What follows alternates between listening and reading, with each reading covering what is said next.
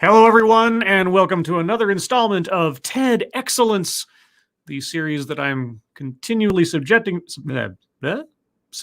myself to because I'm losing my mind as I am locked within my Corona bunker on the moon with Dogcat Fox, a Pepperjack, and all of you.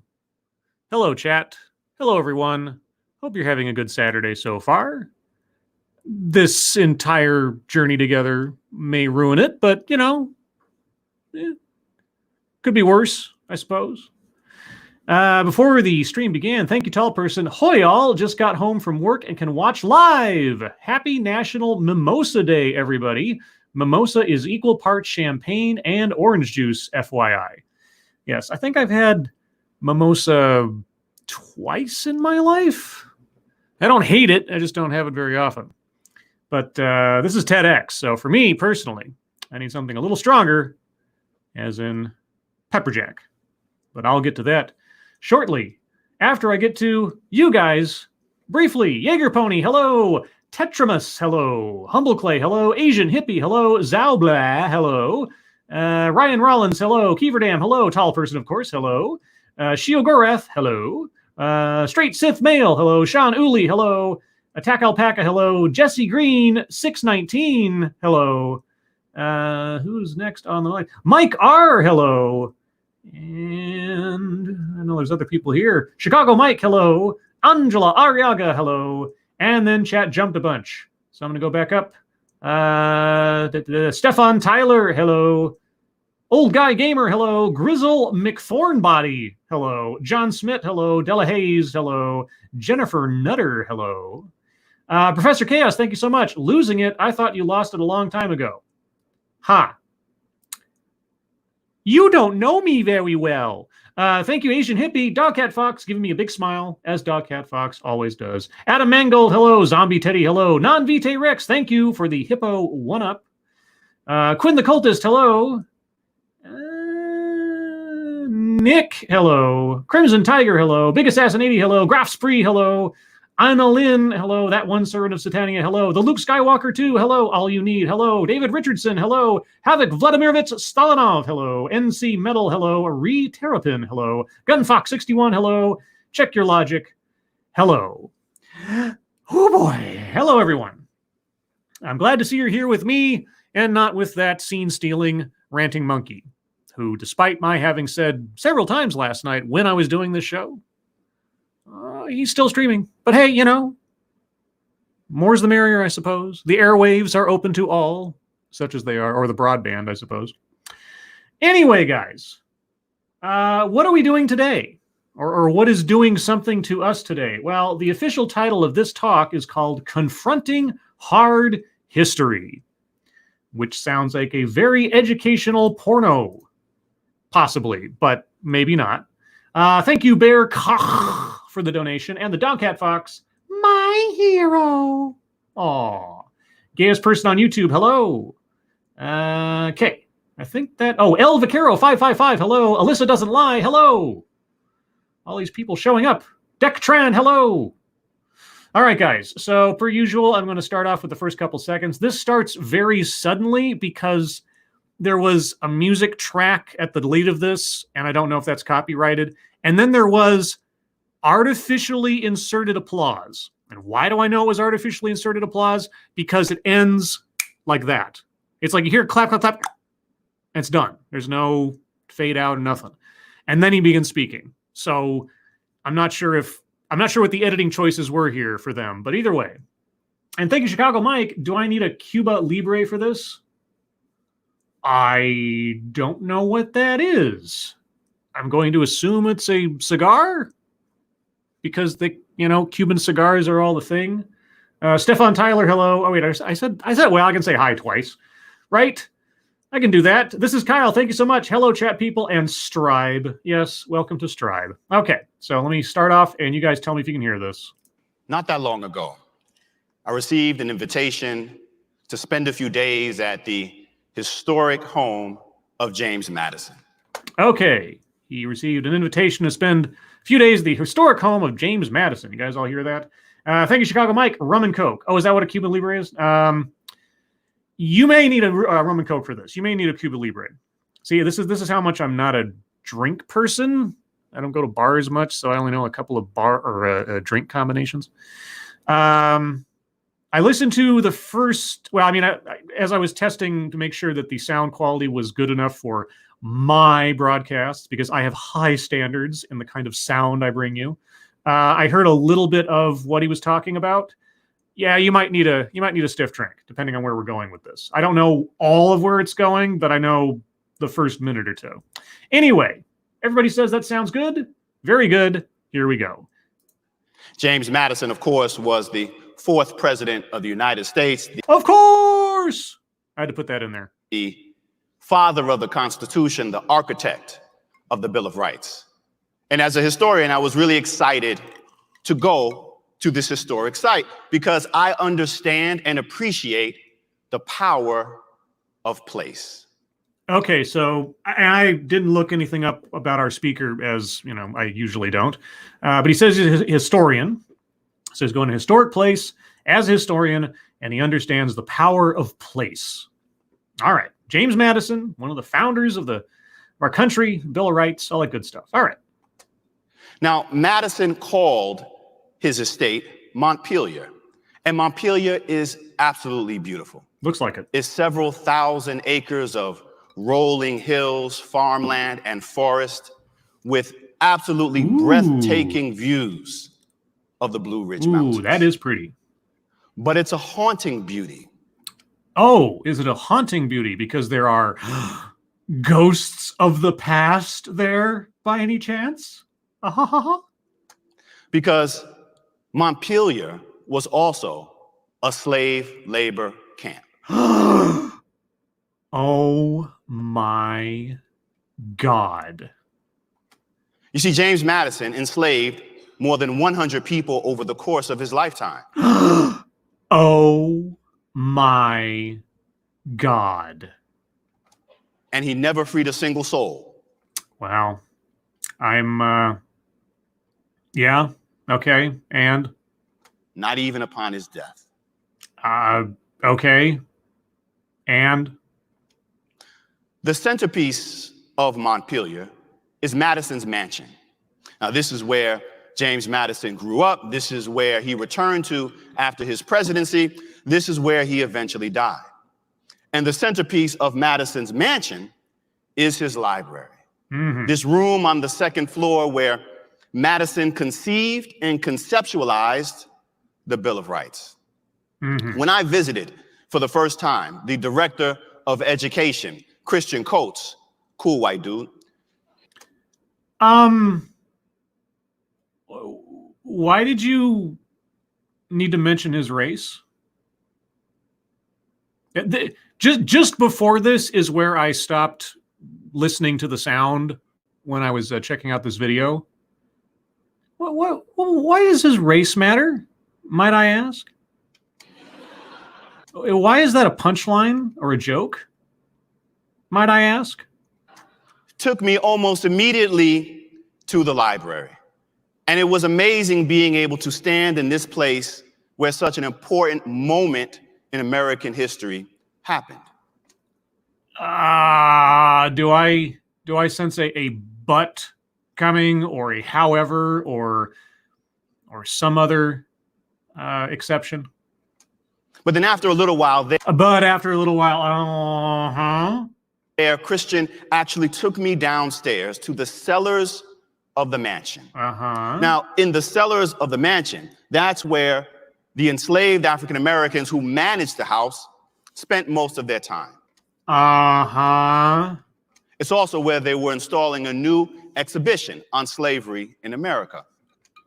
Oh, so there was an effort going on there to recognize the dual nature of Madison's legacy with a modern eye turned back to history.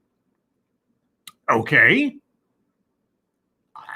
Somehow am I supposed to assume that's problematic? And while we were there, Christian instructed me to do something I thought was a little bit strange. He told me to take my hand and place it on the brick walls of the cellar and to slide it along until I felt these impressions or ridges in the face of the brick. I have a feeling this is going to go to a very, very unpleasant place very quickly. I'm not being facetious. Now look, I was going to be staying on site on this former slave plantation for a couple days, so I wasn't trying to upset any white people. Why are you bringing up race? You didn't want to upset any white people. You're talking about the caretaker or the museum manager here who was pointing something out to you. Okay, continue. And that's still a punchline somehow? Okay. When this was over, I wanted to make sure that I could get out. Yeah, because, you know, everybody who is white and tends to the grounds and the facilities of Montpelier are obviously slave owners. Obviously so. I know he's joking, but, you know, yeah. But as I'm actually sliding my hand along the cellar wall, I couldn't help but think about my daughters, and my youngest one in particular, who was only about 2 or 3 years old. Won't somebody please think of the children as I'm in the basement of a historic home putting my hand on a wall? Okay. At the time, because every time she hopped out of our car, she would take her hand and slide it along the outside, which is absolutely disgusting. And then if I couldn't get to her in time, she would take her fingers and pop them in the mouth, which would drive me absolutely crazy. I'm hoping then you didn't then rub the wall of Madison's basement and then suck on your fingers. I'm assuming you didn't go that far. So this is what I'm thinking about when I'm supposed to be a historian. That's fine. Okay.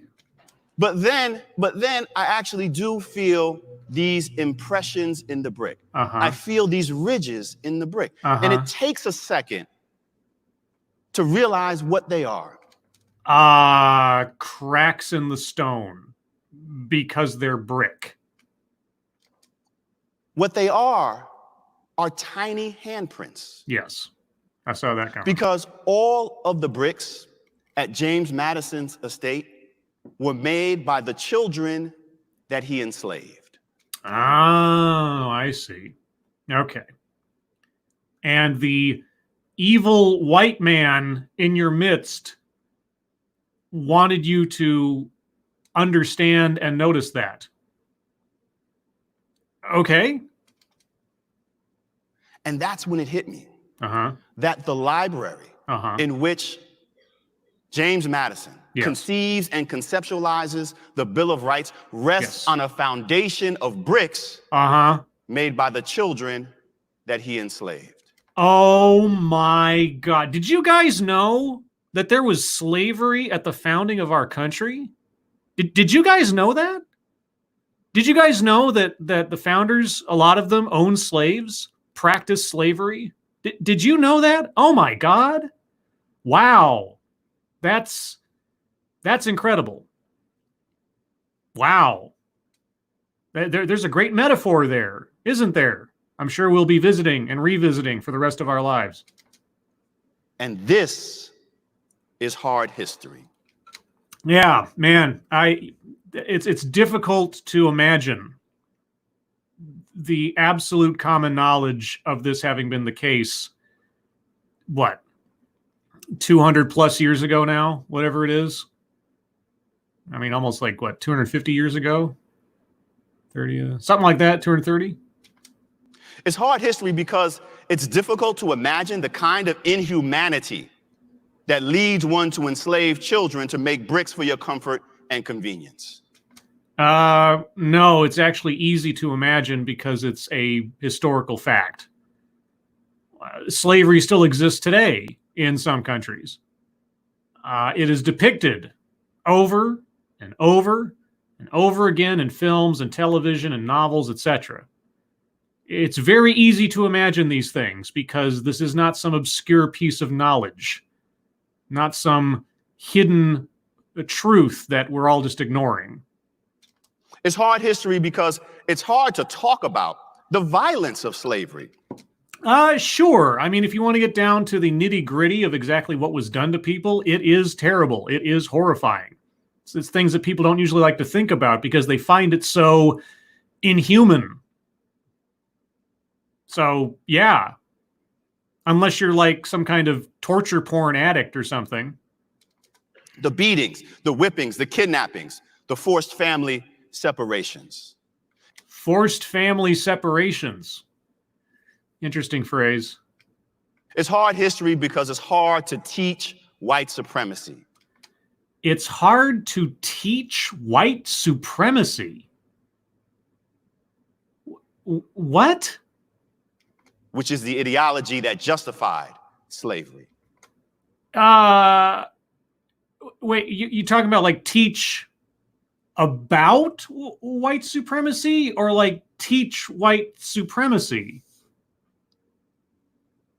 And yeah, white supremacy to a certain extent was a driving factor in slavery, but not just black people were slaves or have ever been used as slaves.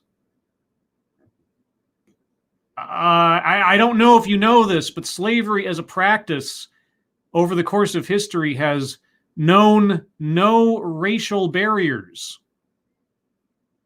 I don't know if you know that. And so rather than confront hard history, we tend to avoid it.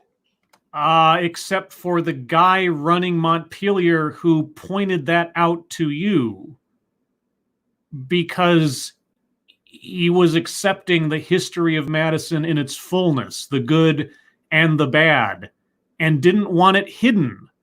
That nice white guy.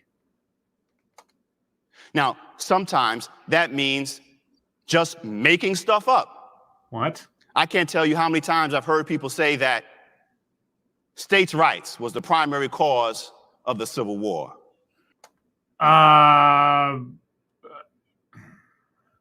Yeah, I can't tell you how many times I've heard that too. Because it's part of it. That would actually come as a surprise to the people who fought in the Civil War. Really? Really? Okay. Was it the only factor in the Civil War? No. Was it a factor in the Civil War by extension? Yes, because you had a whole bunch of states seeking independence from a union that they saw as tyrannical. So whether you agree with the motivation behind their states' rights argument or not, well, I'll grant you that, but that was part of it at that time in that context. I'm not even a historian. I understand it wasn't, wasn't a very simple set of circumstances that led to it, but that was part of it. Sometimes we try to rationalize hard history. When people visit Montpelier, and by people in this instance, I mean white people. Okay. I'll just keep reminding that the only person here that is making slights against racial demographics is our speaker. When they visit Montpelier and learn about Madison enslaving people, they often ask, but wasn't he a good master? Really?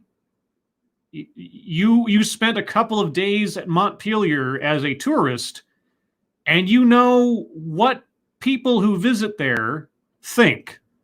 You know what people who visit there ask of a certain racial demographic. I'm fascinated to know how you know that. A good master. There is no such thing as a good master. You don't say. Well, I mean, unless we're talking like a dominant submissive relationship that is, power exchange and consensual and everything else. Then you can have a good master. But if we're talking about actual slavery, you're right. There's not really a good master when you're talking about slavery. It's true. Unless it's consensual and role play and that kind of thing, But that's completely separate from this. Sorry, I'm getting distracted. There is only worse and worser. And sometimes we just pretend the past didn't happen. Do we, though? Do we? Do we pretend it didn't happen, or do we not dwell on it as a signifier of behaviors, policies, and laws of today, and instead look to that dark and terrible history and compare and contrast how far we have come as a nation, as a people, in our laws, our customs, and our culture, away from such things? You know, maybe we don't pay as much attention to it as you because we can't make a career out of it. And also because it is an artifact of the past, the distant, distant past. Maybe? I can't tell you how many times I've heard people say, it's hard to imagine slavery existing outside of the plantation South. No, it ain't. You're right. It's not hard to imagine that because it is still going on today in certain countries in this world. Slavery has never gone away from human experience. It is thankfully dramatically reduced in practice, but it hasn't gone away. Slavery existed in every American colony. Slavery existed in my home state of New York. Slavery existed in Europe. Slavery existed in Africa. Slavery existed in Asia. Slavery existed amongst Indian tribes in the Americas. Slavery existed forever. It is not a unique practice to the American South or America in general. Will you acknowledge that, oh, Mr. Historian? For 50 years after the American Revolution. So why do we do this? Why do we avoid confronting hard history? We don't. We don't. Again, this set of facts is not unknown. It is not obscured. It is not silenced or not talked about over and over and over again. I mean, and I know this is one example. I know there's only one example, but if you want to talk about a outstanding example of talking about that part of history, might I point you towards the movie 12 Years a Slave, which got all sorts of notoriety, was up for Academy Awards, etc., etc. And lots of people went to see it. It is not something that we do not think about, are aware of, or do not discuss. But you telling us that we don't, I guess, places you in some, I don't know, enlightened moral superiority over all of us, I have to assume, white people. Literary performer and educator Reggie Gibson had the truth of it when he said that our problem as Americans is we actually hate history. That's a glittering generalization. What we love is nostalgia. Well, nostalgia is a usually positive notion, yes. And people like feeling positive things. That's true. History, you can take it or leave it, I guess. Okay. Nostalgia. We love stories about the past that make us feel comfortable about the present. Speak for yourself, I guess.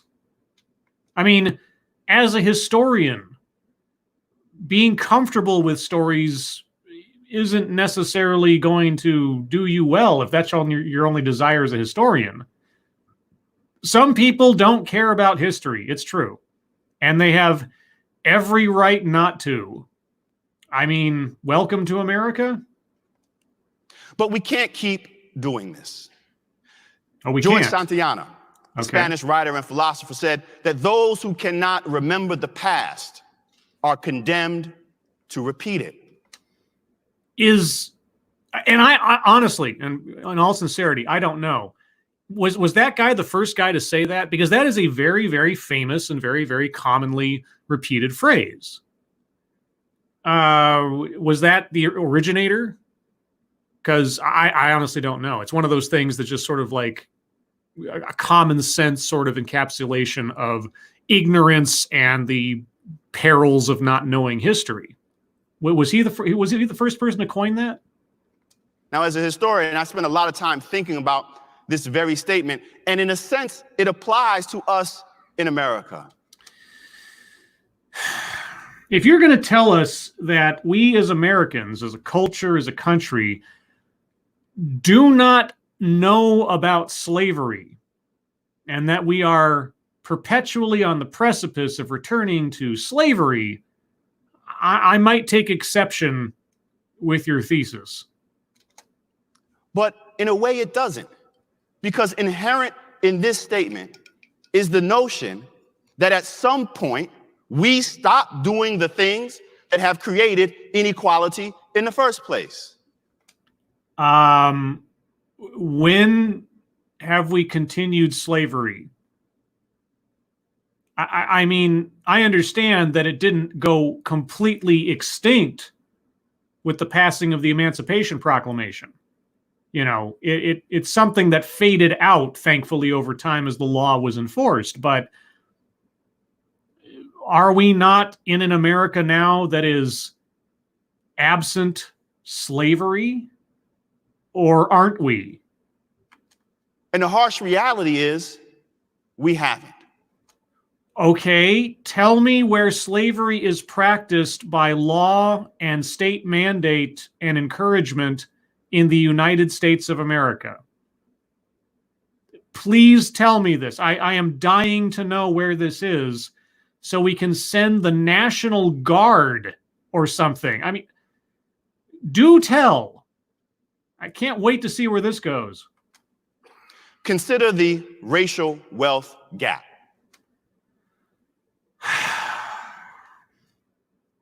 Okay, let's consider it. Wealth is generated by accumulating resources in one generation and transferring them to subsequent generations. Conceivably. Although I'll tell you what, I wasn't handed much of anything as far as wealth in my life. But then anecdotal experiences don't really matter here. We're talking in grand generalizations, which, you know, obviously. Median white household wealth is $147,000. Okay. Sargent says, Scribelite, yeah, George Santayana in 105, as far as we know. 105? Wow. Okay. I mean, now, there's a piece of history I didn't know. There's nothing new under the sun except the history you don't know. You ever heard that phrase? I don't know who said it. But, and I might be paraphrasing it for all I know. There you go.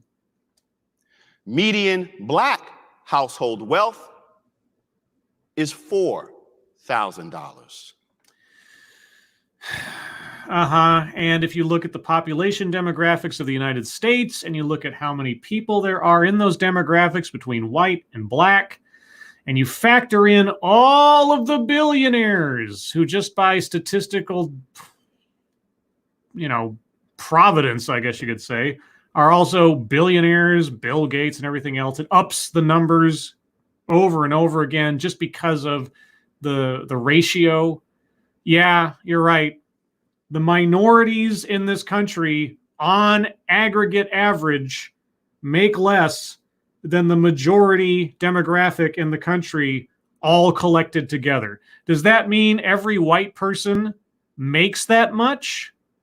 Does that mean every white person enjoys the fruits of some legacy of success? No, it doesn't. It really doesn't. Thank you, Adam Mangold. Don't people like this say prison is modern day slavery? Maybe we'll get to that. I mean, the prison industrial complex, mass incarceration, modern day slavery. Who knows where we're going with this?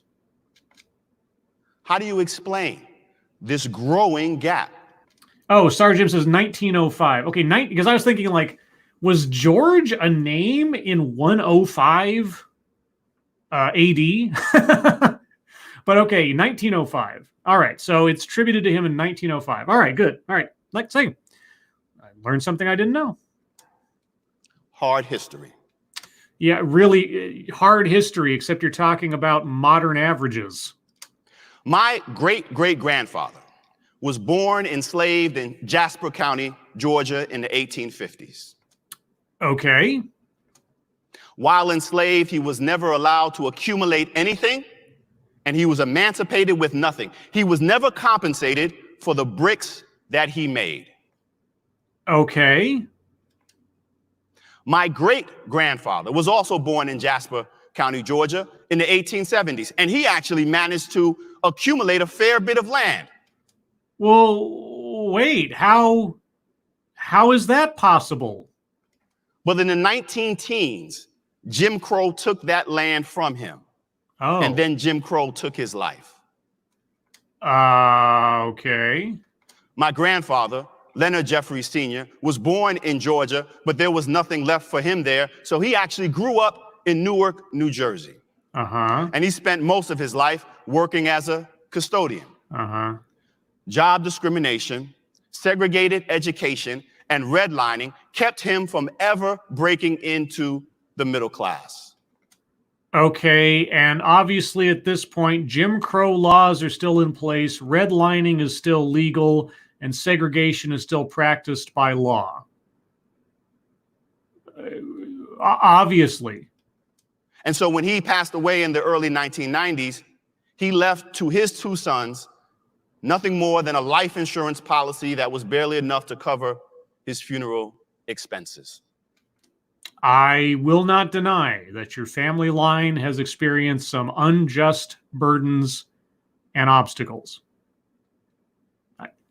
It's history. It's truth. I'm taking him at his word. I don't have any reason to disbelieve it. Now, my parents, both social workers, they actually managed to purchase a home in the Crown Heights section of Brooklyn, New York in 1980 for $55,000. Okay. Now, Crown Heights at the time was an all-black neighborhood, and it was kind of rough. My brother and I often went to sleep by the mid-1980s hearing gunshots. Yeah. But my parents... And those gunshots, the sound of them traveled only to African-American ears, I assume. There were no people of any other races who experienced any kind of similar hardships in that era. Okay. Protected us. And my parents also held on to that home for 40 years. Okay. And they're still there. Yeah. But something quintessentially American happened about 20 years ago. Okay. About 20 years ago, they went to sleep one night in an all-black neighborhood, and they woke up the next morning in an all-white neighborhood. Okay. Except that they were there. So it wasn't an all-white neighborhood, was it? And as a result of gentrification, not only did all their neighbors mysteriously disappear. Mysteriously? Oh, so they were just, what, kidnapped in the night? They were just eliminated by some secret agents or something of the white majority? Okay, just hand wave over that, I guess. But the value of their home skyrocketed. What? But they're black. How could that be? So that home that they purchased for $55,000 at 29% interest, by the way, that home is now worth 30 times what they paid it for. But how could that be? I mean, they're black, right? 30 times. Do the math with me. That's 55,000 times 30, carry the zeros. That's a lot of money. Yeah, it is. That is a lot of money. Oh my gosh, how could that possibly have happened? Given the history and the circumstances that you have levied against your family fortunes to this point. So that means, as their single and sole asset, when the time comes for them to pass that asset on to my brother and I, you will have reaped the rewards of your parents' investments. And that will be the first time in my family's history, more than 150 years after the end of slavery, that there will be a meaningful transfer of wealth in my family.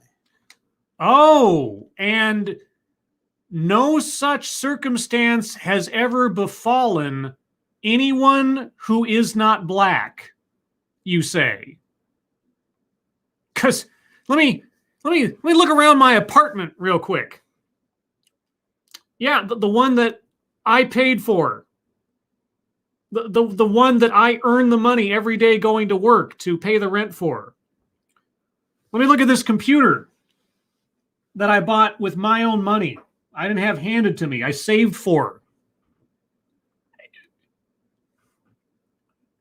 If you're going to classify everyone's experience in a particular racial demographic as X and assume the far greater experience of racial demographic Y, well, I don't know what to tell you, but you're making some really grand assumptions. Now, it is true that the familial fortunes were stunted by slavery for those that live in the United States.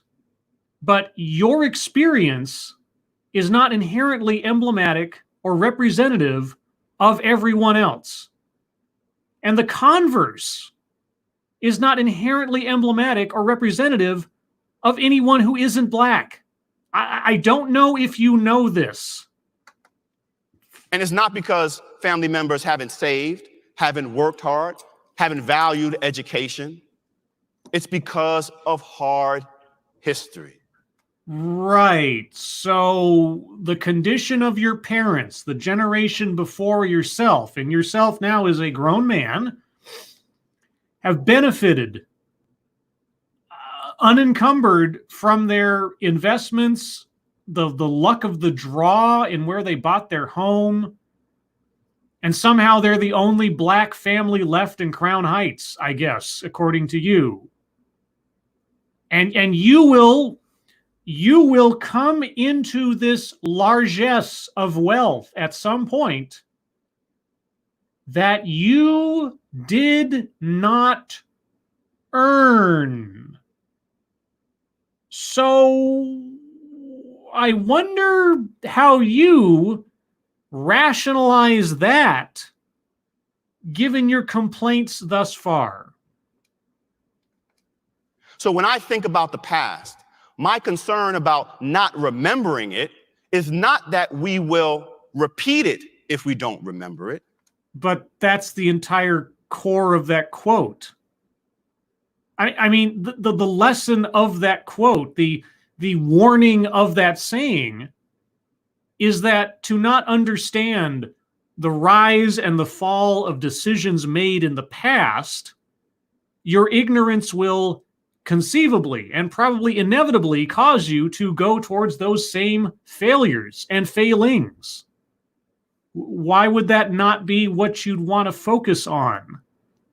And isn't that what you were telling us earlier, that we have to confront hard history because the peril is we will repeat it? Okay, I don't know where we're going now. Not that I've really known where we're going in this entire time. My concern, my fear, is that if we don't remember the past, we will continue it. Oh, right. So tell me again, slavery. Slavery is still legal in the United States, still practiced, still a part of our economy, still a part of law. Is that correct? And we'll continue it? Okay. Redlining, right? Redlining still legal Is that correct? Did I miss that? Okay, redlining's still legal. Jim Crow laws. Jim Crow laws are still legal and practiced and enforced across the country. Okay. What else? What else is going on? Oh, yeah, segregation. School segregation, still legally enforced. Water fountains, seats on the bus, all of these things still enforced, still in place because they've never stopped continuing, obviously. You have yet to show us a continuity of the laws, customs, and culture that you hearken back to. Now, I understand that some of those laws, customs, and culture are still within living memory of people today. I get that.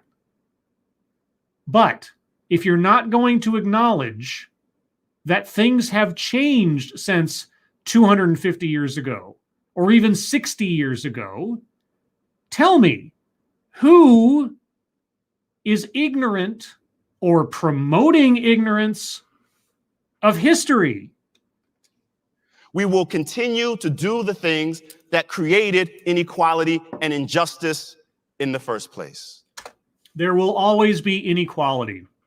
There will always be injustice. As long as there are human beings, there will be inequality and injustice, because human beings are imperfect creatures. You know how I know we're imperfect creatures? Because we have things called laws. Laws are a confession of the inherent failings of human behavior. Without laws, we would not have any kind of guidance to try to prevent the historical misdeeds of human nature, like theft, like murder, like fraud. There will always be these things. And the laws that we have crafted and evolved over time are an admission of these failings that we have and possess as human beings. But they are also a statement of our intention and our desire as a culture, as a nation, to rise above the failings of human nature to become a little more perfect than we were before. And if you are not willing to acknowledge the evolution of our culture, the implementation of our laws, the enforcement thereof, then it is you, sir, who is not confronting hard history. So what we must do is we must disrupt the continuum of hard history. Oh, by all means, tell me how you intend or are encouraging people to disrupt. I'm all ears. And we can do this by seeking truth. Oh, seeking truth. Okay, well, will you acknowledge the truth that slavery laws are defunct, that Jim Crow laws are defunct, that there are safeguards in place to prevent and to punish redlining? Will you acknowledge the Civil Rights Movement, the Civil Rights Act? Will you acknowledge Brown v. Board of Education? Will you acknowledge this hard history as examples of how we as a nation and a society have evolved over time? By confronting hard history directly, by magnifying hard history for all the world to see. To dwelling on things without the contrast of the history that has occurred since then. Yeah, okay, I'm getting you. We can do this by speaking truth. Teachers teaching hard history to their students. Yeah, you know, guys, did you know that slavery, the actions of the founders, the laws of our land prior to the Civil War, etc. Do you know those things weren't taught in school? They just weren't. They're never mentioned. They're never brought up.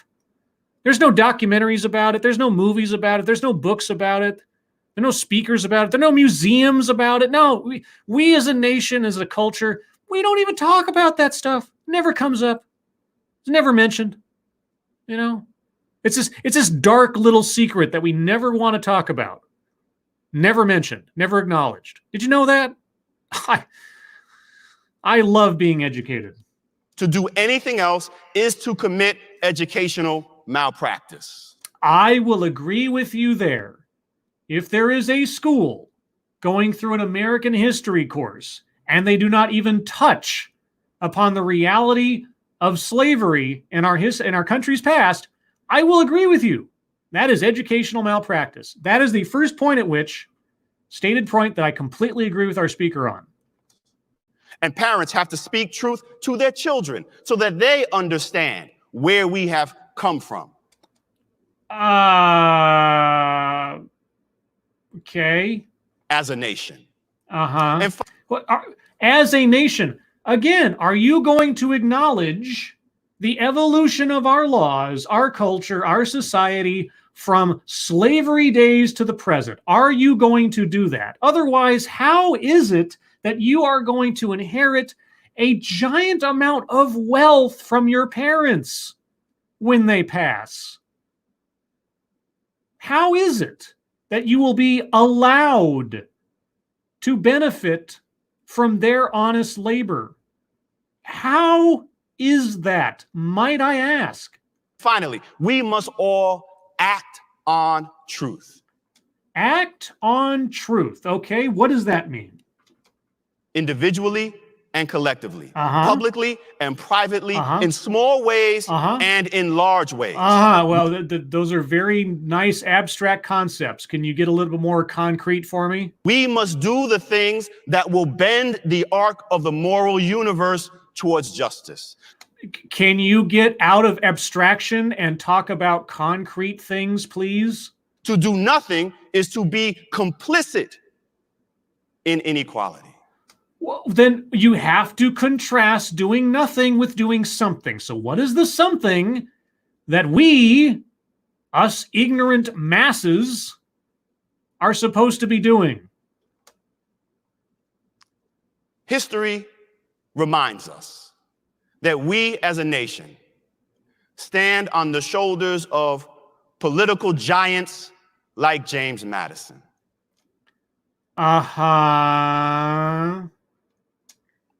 But hard history reminds us that we as a nation also stand on the shoulders of enslaved African American children, little black boys and little black girls who with their bare hands made the bricks that serve as the foundation for this nation.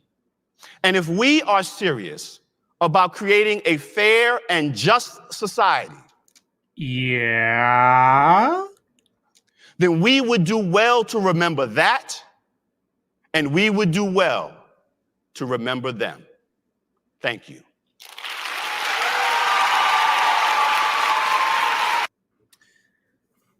And this all goes back to the white caretaker or whatever museum director of Montpelier who took the moment to point out to our speaker the wall of the basement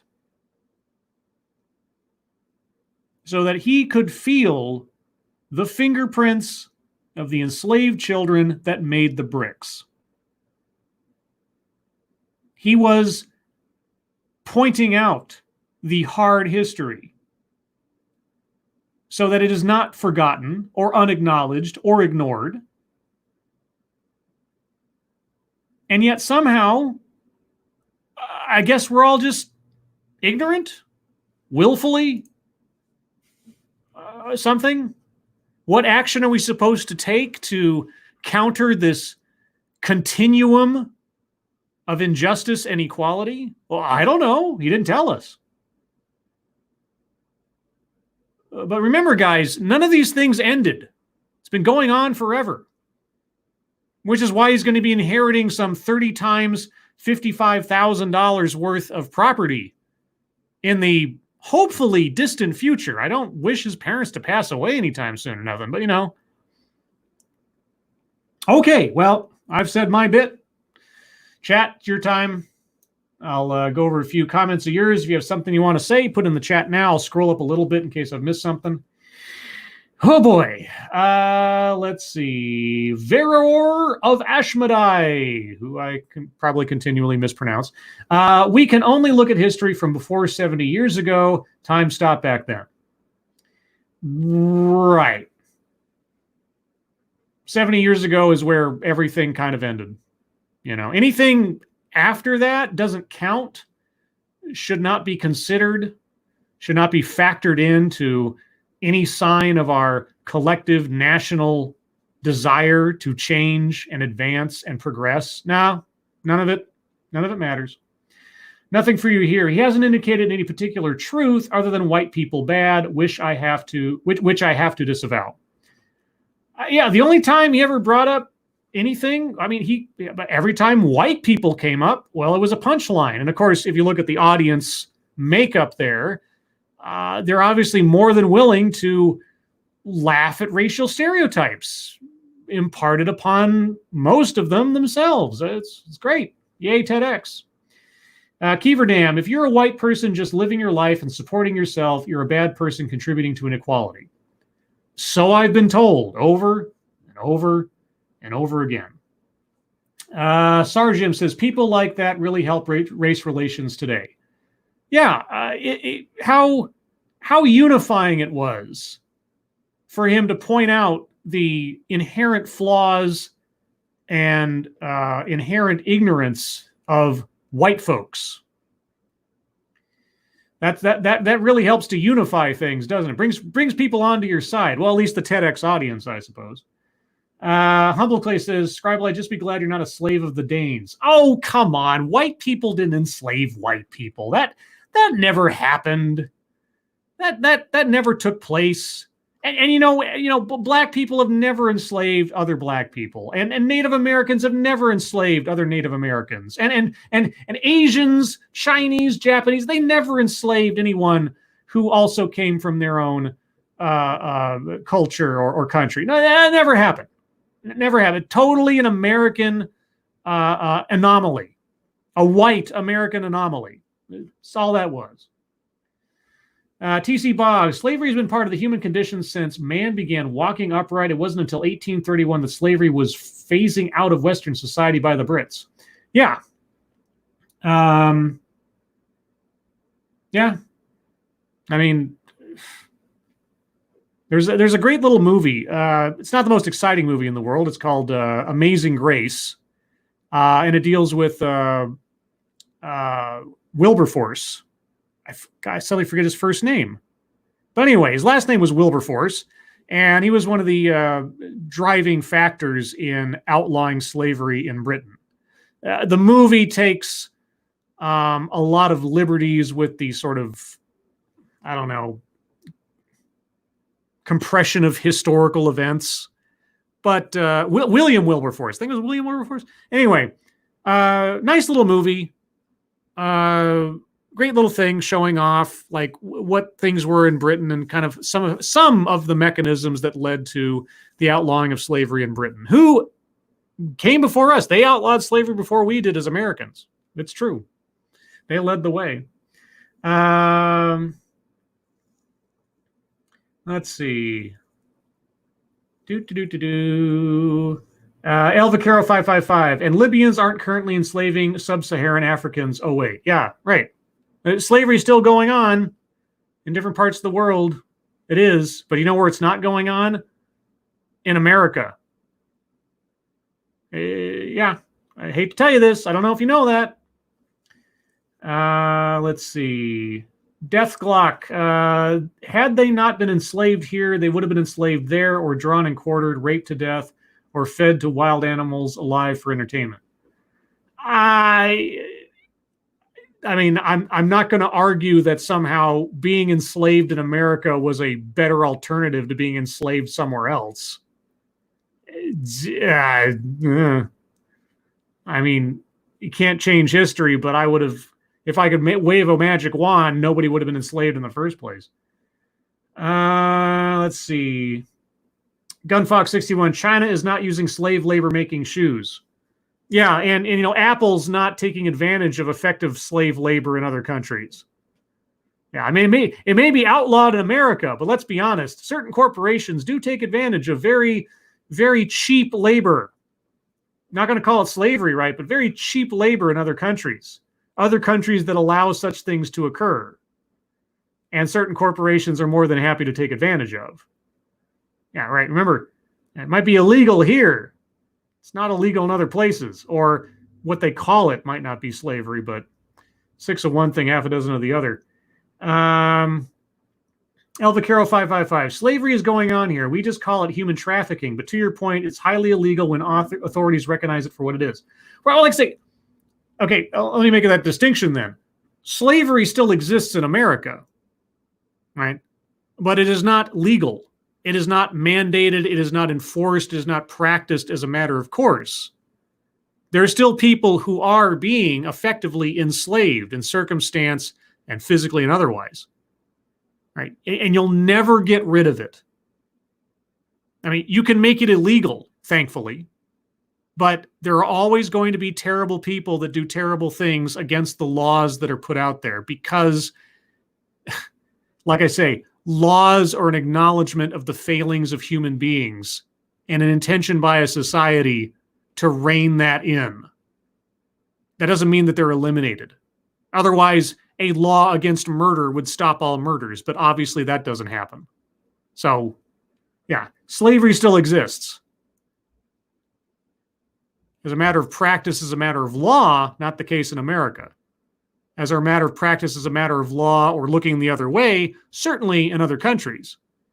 And criminals are going to commit crimes. Let's see. Annalyn says prison labor is slavery. That argument can be made, and I don't think it's an invalid argument. You know, making license plates or all this other stuff, just so somebody can earn a few pennies in order to, you know, buy a thing of ramen from the commissary or something. I don't necessarily disagree with that notion either. Let's see. Gunfox 61. The day slave labor ends is when there is no more people. Yeah. Yep. Chicago Mike, isn't doing an internship similar to legal slavery? No, because they have a choice.